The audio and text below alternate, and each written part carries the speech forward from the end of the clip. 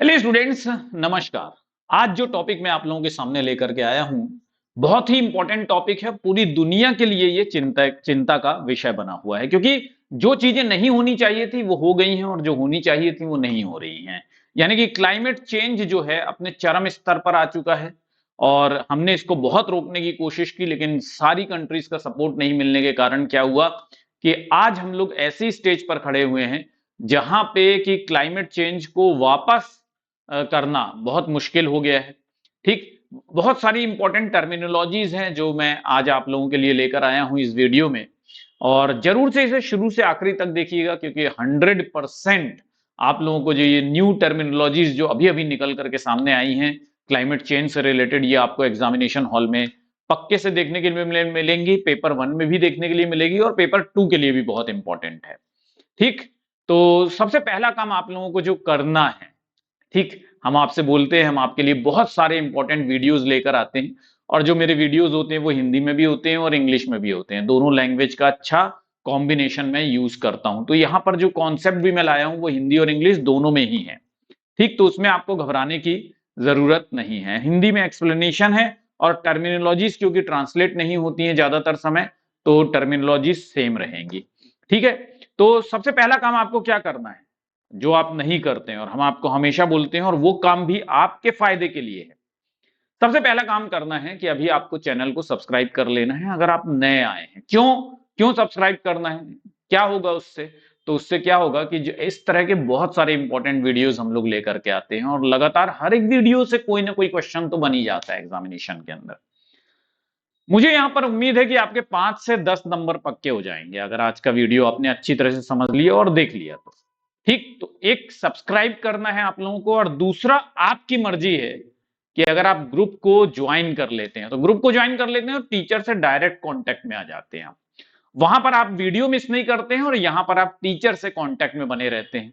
ठीक, और जब आप क्लास लाइव देख रहे होते हैं तो आपके मन में जितने भी डाउट्स आते हैं उनका रिजोल्यूशन जो है वो तुरंत हो जाता है। ठीक, तो यहां पर मैंने न्याय किया है भाई। ये जो लोग टेलीग्राम चलाते हैं उनके लिए टेलीग्राम ग्रुप है, जो लोग व्हाट्सएप चलाते हैं उनके लिए व्हाट्सएप ग्रुप भी दे रखा है। शुरुआत करते हैं हम लोग बहुत इंपॉर्टेंट कॉन्सेप्ट से, बहुत इंपॉर्टेंट टर्मिनोलॉजी से। एकदम न्यू टर्मिनोलॉजी जो अभी निकल करके सामने आई है, ये है planetary boundary framework. Planetary boundary framework अभी बहुत पॉपुलर हो चल रहा है, और किसने दिया था? जोहान रॉक स्ट्रॉम ने दिया था 2009 में। ठीक, इन्होंने 9 इकोलॉजिकल लिमिट्स दिया है within which humanity must operate to avoid irreversible environmental damage और एनवायरमेंटल कोलैप्स। इन्होंने बताया कि मानवता को 9 ऐसी परिस्थिति की सीमाएं हैं जिसके भीतर रहकर ही इंसान को अपना जीवन यापन करना चाहिए, वरना जो परिस्थितिकी तंत्र स्थायी रूप से नष्ट हो रहा है फिर हम वापस उसको सही करने में सक्षम नहीं हो पाएंगे। ठीक, तो ये चेतावनी देते हैं रॉक स्ट्रॉम। ये कहते हैं कि प्लेनेटरी बाउंड्रीज हैं और उन बाउंड्रीज के अंदर ही रह करके हमें क्या करना चाहिए? काम करना चाहिए। और इन्होंने प्लेनेटरी बाउंड्री फ्रेमवर्क का कॉन्सेप्ट दिया है जिसमें 9 इकोलॉजिकल लिमिट्स बताए हैं। वो 9 इकोलॉजिकल लिमिट्स क्या है वो मैं आप लोगों को शॉर्ट वीडियो में बहुत सिंपल तरीके से एक्सप्लेन करा दूंगा, और कीवर्ड के साथ एक्सप्लेन करा दूंगा, नेमोनिक्स के साथ मैं एक्सप्लेन करा दूंगा। ठीक, तो इसलिए मैं कहता हूं कि सब्सक्राइब कर लीजिए, क्योंकि शॉर्ट वीडियोस भी बहुत इंपॉर्टेंट होते हैं। नेक्स्ट इंपॉर्टेंट कॉन्सेप्ट है एंथ्रोपोसीन। एंथ्रोपोसीन, सीन का मतलब होता है युग यानी कि पीरियड। एंथ्रोपो का मतलब होता है ह्यूमन बींग्स, यानी ह्यूमन बींग्स का पीरियड। ये कॉन्सेप्ट किसने दिया है, किसने पॉपुलराइज किया है? तो पाउल क्रूजेन है और यूजिन स्टोरमेर हैं। 2000 में इन्होंने ये कॉन्सेप्ट दिया था जिसका नाम था एंथ्रोपोसीन। ये एक तरह का जियोलॉजिकल एरा है, जैसे बाकी के पीरियड्स हैं वैसे ही ये भी एक पीरियड है। लेकिन इस पीरियड में क्या होता है? Human beings are dominant force in shaping our planets. ये एंथ्रोपोसीन एक ऐसी चीज है जो ये मानता है कि नया भूवैज्ञानिक युग आया है जिसमें मानव ने पृथ्वी को पूरी तरह से रूपांतरित कर दिया और एक प्रबल शक्ति बन गया है इंसान। जो इंसानी युग है उसने पूरे समाज को बदल दिया, पूरे एनवायरनमेंट को बदल दिया, इसलिए हम इस युग को क्या कहते हैं? एंथ्रोपोसीन कहते हैं। नेक्स्ट इंपॉर्टेंट कॉन्सेप्ट है नेट जीरो एमिशन किसने दिया है? आईपीसीसी और UNFCCC ने दिया है, नेट जीरो एमिशन। ये कहता है कि emission produced must equal to emission absorbed. जितना हम एमिशन प्रोड्यूस कर रहे हैं, हमारे पास कैपेसिटी होनी चाहिए कि उतने एमिशन को हम एब्जॉर्ब कर सकें, उससे ज्यादा ना करें। तो एमिशन माइनस एब्जॉर्ब क्या हो जाएगा? जीरो हो जाएगा। ये कह रहे हैं कि अगर आप जितना कार्बन प्रोड्यूस कर रहे हैं उतना कार्बन आपको सिंक करना चाहिए, ऐसी टेक्नोलॉजी बनानी चाहिए। यानी जितना आप कार्बन उत्सर्जित कर रहे हैं उतना ही आप क्या करेंगे? अवशेषित करेंगे। तब क्या हो जाएगा? जीरो हो जाएगा कार्बन का उत्सर्जन। और उस कॉन्सेप्ट को क्या कहा जाता है? नेट जीरो एमिशन कहा जाता है। नेक्स्ट इंपॉर्टेंट कॉन्सेप्ट है जस्ट ट्रांजिशन। जस्ट ट्रांजिशन यानी न्यायपूर्ण परिवर्तन। याद रखिएगा, न्यायपूर्ण संक्रमण, न्यायपूर्ण परिवर्तन किसने दिया है? टोनी मेजोस्ची ने दिया है 1990 में। शिफ्ट टू ग्रीन इकोनॉमी, ये क्या कहते हैं? जस्ट ट्रांजिशन तब होगा, जस्ट ट्रांजिशन मतलब न्यायपूर्ण परिवर्तन। तो न्यायपूर्ण परिवर्तन कैसे आएगा? जब हम अपने आप को ग्रीन इकोनॉमी की तरफ शिफ्ट करेंगे। We have to protect the jobs, we have to protect our worker and provide them social justice, ये कहते हैं। उसी को ये जस्ट ट्रांजिशन मानते हैं। किसका कॉन्सेप्ट है? जल्दी से एक बार कमेंट बॉक्स में कमेंट करके बताइए। टोनी मजोस्ची। जब आप कमेंट बॉक्स में कमेंट कर देते हैं ना, आप एग्जामिनेशन में कभी नहीं भूलते हैं, याद रखना मेरी ये बात। हरित क्रांति में ये कहते हैं बदलाव, ऐसा बदलाव होना चाहिए जिससे श्रमिकों और समाज को न्याय मिले, अन्याय ना झेलना पड़े। समझ गए? अन्याय ना हो, सामाजिक न्याय की ओर चलें, हरित अर्थव्यवस्था हो, हर श्रमिक का जो जॉब है, नौकरी है, उसको प्रोटेक्ट किया जा सके, वर्कर्स के जो अधिकार हैं उनको प्रोटेक्ट किया जा सके। नेक्स्ट इंपॉर्टेंट कॉन्सेप्ट है कार्बन बजट। आईपीसीसी ने दिया था। यह कहता है कि total amount of CO2 carbon dioxide that can still be emitted before passing 1.5 degree centigrade और 2 डिग्री सेंटीग्रेड वार्निंग लिमिट्स, उसको कार्बन बजट कहा है। जब देखिए एक बात मैं आपको बताऊं, हम लोग क्या करते हैं जब हमारा सैलरी आता है, इंडियंस की बहुत पुरानी आदत है, हर इंसान करता है, तो हम लोग बजट बना के रखते हैं कि यार इतना पैसा इसमें खर्च करेंगे, इतना पैसा इसमें खर्च करेंगे। ठीक है? तो ये कह रहे हैं कि वो अमाउंट कि जो आज टेम्परेचर है, यानी 1992 लेवल का, 1997 लेवल का जो टेम्परेचर है, उससे 1.5 डिग्री या 2 डिग्री तक ना इंक्रीज हो। तो वो इंक्रीज ना हो, उसके पहले का जो कार्बन डाइऑक्साइड है वो हमारे पास है, हम उतना कर सकते हैं, उसको इन्होंने क्या कहा? Carbon budget. यानी उसको संभाल संभाल के इस्तेमाल कीजिए। तो कुल कार्बन उत्सर्जन की सीमा जिसके पार जाने का तापमान 1.5 डिग्री सेंटीग्रेड या 2 डिग्री सेंटीग्रेड से ऊपर जाने के, मतलब ऊपर जाने के पहले, है ना, जो कार्बन हमारे पास है बचा हुआ, उसको हम यूज करेंगे, वो क्या कहलाएगा? कार्बन बजट कहलाएगा। जैसे जो हमारे पास पैसा रहता है, हम बोलते हैं यार इतना पैसा यूज करना है ना, इसके पार चले जाएंगे तो फिर खतरा है भाई, किसी से मांगना पड़ जाएगा, तो उसको क्या कहते हैं? हम अपना बजट कहते हैं, वैसे ही कार्बन बजट है। समझ गए? तो ये कॉन्सेप्ट आईपीसीसी ने दिया था। फिर उसके बाद आता है क्लाइमेट जस्टिस। अब देखिए मैं आपको एक बात बताऊं कि क्लाइमेट चेंज से सबसे बड़ा इनजस्टिस जो है वो ये है कि जिन लोगों ने क्लाइमेट चेंज नहीं किया है, जिनका इतना योगदान नहीं है, वो सबसे ज्यादा भुगत रहे हैं। जैसे कि गरीब लोग, जैसे मिडिल क्लास फैमिलीज। किया किसने है? इंडस्ट्रीज के बड़े बड़े मालिकों ने, इंडस्ट्रीज चलाने वालों ने, जहां पर सबसे ज्यादा इंडस्ट्रियलाइजेशन हुआ। ठीक, आज की डेट में आप चले जाइए जर्मनी, अमेरिका, तो ये जो कंट्रीज हैं यहां पर बहुत अच्छा क्लाइमेट हो गया, लेकिन सबसे ज्यादा कार्बन का उत्सर्जन किसने किया? यही कंट्रीज ने किया। भुगत कौन रहा है? बेचारे गरीब देश भुगत रहे हैं, डेवलपिंग कंट्रीज। तो उसके लिए ये कॉन्सेप्ट आया क्लाइमेट जस्टिस। ठीक, किसने इसको पॉपुलराइज किया है? तो मैरी रॉबिन्सन ने, और ग्लोबल साउथ मूवमेंट था, उसने इस कॉन्सेप्ट को पॉपुलराइज किया है, जिसका नाम है क्लाइमेट जस्टिस, यानी जलवायु न्याय। ठीक, तो ये क्या कहता है कि जलवायु परिवर्तन से उत्पन्न नुकसान का न्याय संगत समाधान, गरीब देशों पर ज्यादा भार जबकि प्रदूषण गरीब देशों ने कम किया है। ठीक, तो ये क्या कह रहे हैं कि न्याय संगत समाधान होना चाहिए, ऐसा नहीं होना चाहिए कि जिन्होंने कम प्रदूषण किया है वो ज्यादा भुगतें। ठीक, तो climate impact should be addressed Fairlie. ये कह रहे हैं कि पुअर नेशंस सफर मोर डिस्पाइट पॉल्यूटिंग लेस। जो गरीब देश हैं उन्होंने तो इंडस्ट्रियलाइजेशन किया ही नहीं, उनका इतना योगदान ही नहीं है, लेकिन फिर भी सबसे ज्यादा सफर वही लोग कर रहे हैं। ठीक, नेक्स्ट इंपॉर्टेंट कॉन्सेप्ट है लॉस एंड डैमेज। किसने? वनुआतु। 1991 में यूएनएफसीसीसी का जो समिट हुआ था वो वनुआतु में हुआ था, वहां पर सबसे पहले ये प्रपोज किया गया था। और ये कहता है कि उन नुकसानों को स्वीकार करना चाहिए हमें जो अनुकूलन के बाद भी रुक नहीं पाते हैं, उनके लिए आर्थिक सहायता देना। जैसे we have to recognise that some climate harm is beyond adaptation.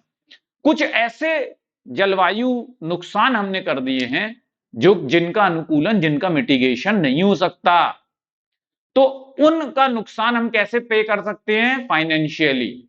मतलब ऐसे देश जो अभी डेवलप हो रहे हैं, जो अंडर डेवलपिंग देश हैं, जो अंडर डेवलप्ड कंट्रीज हैं, उनको हम ऐसी टेक्नोलॉजी दें, ग्रीन टेक्नोलॉजी दें, जिससे कि जो हमने ऐसे क्लाइमेट हार्म पहुंचाएं, ठीक, जो अब हम उसको कंपनसेट नहीं कर सकते, तो कम से कम हम एक ग्रीन टेक्नोलॉजी देकर के पर्यावरण को फायदा तो पहुंचा सकते हैं।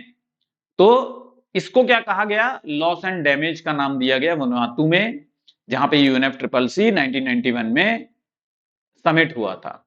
चलिए, nature based solution. Nature based solution जो है वही IUCN से जुड़ा हुआ है, 2009 में ये पॉपुलराइज हुआ था। नेचर बेस्ड सॉल्यूशन, देखिए, यानी क्लाइमेट चेंज से में नेचर बेस्ड सॉल्यूशन की आवश्यकता है।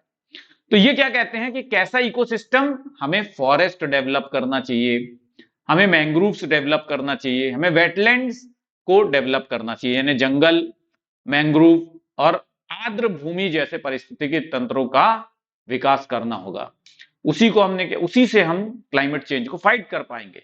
ये क्या है? ये कौन सा कॉन्सेप्ट है? ये नेचर बेस्ड सॉल्यूशन कहलाता है। ब्लू कार्बन,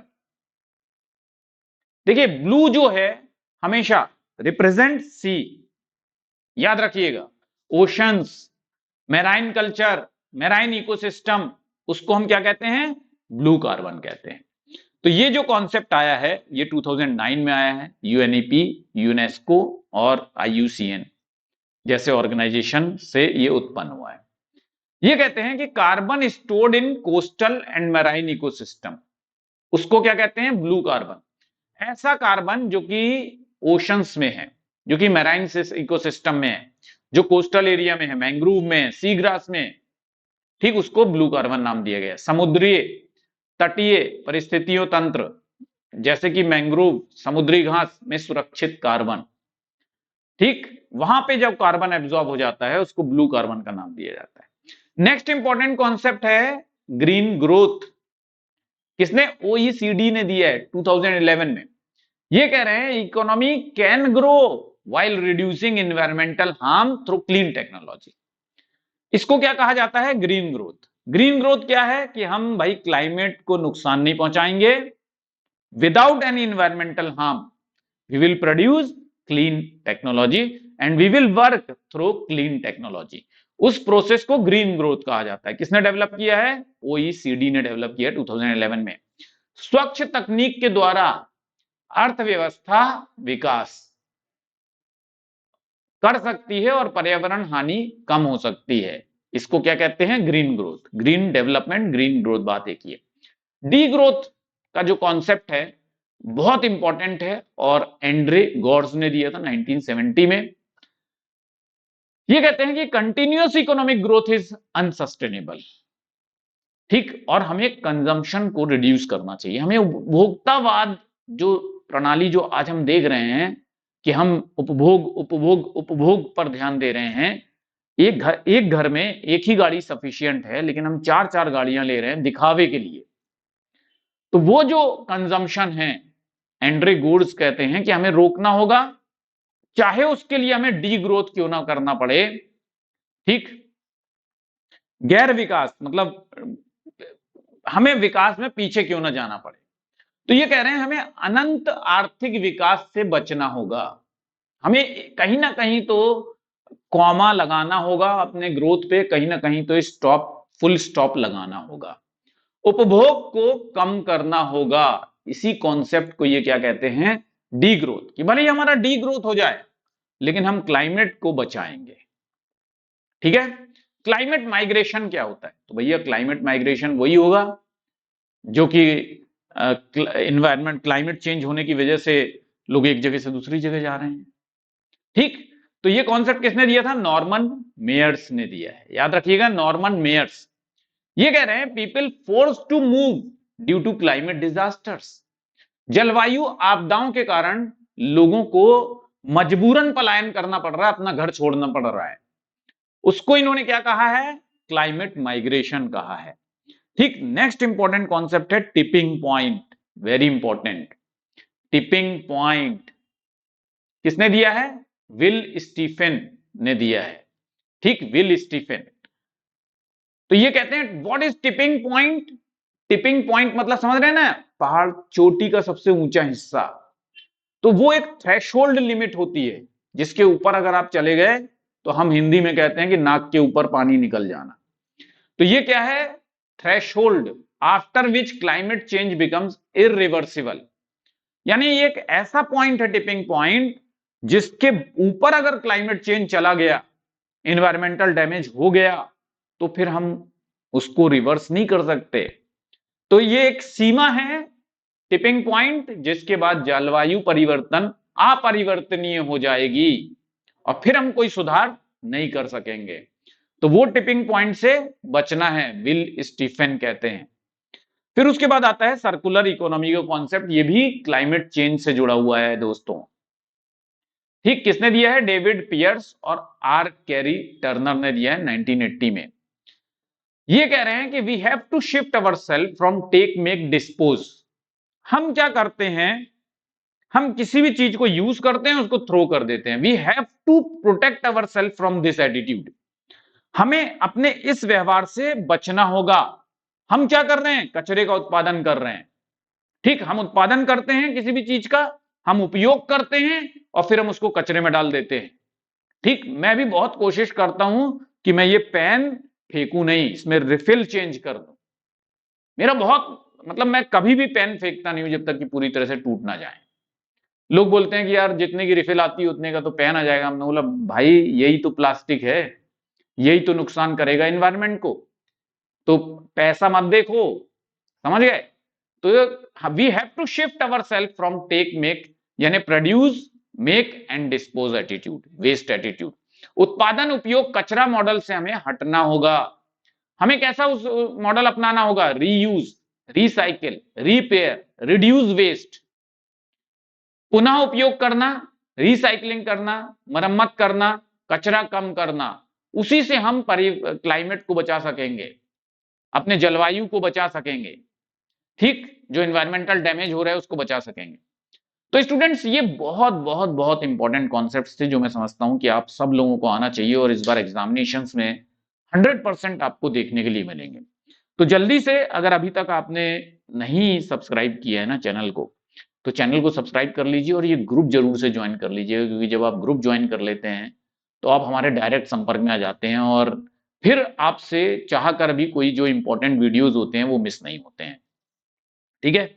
और बहुत इंपॉर्टेंट बात है, ठीक, तो ये क्लासेस की टाइमिंग्स हैं और वीकेंड का वॉर 29 नवंबर को यूजीसी नेट पेपर 1 पे बहुत इंपॉर्टेंट सेशन होने वाला है, उसको सुबह सुबह 10 बजे जरूर से अटेंड कीजिएगा।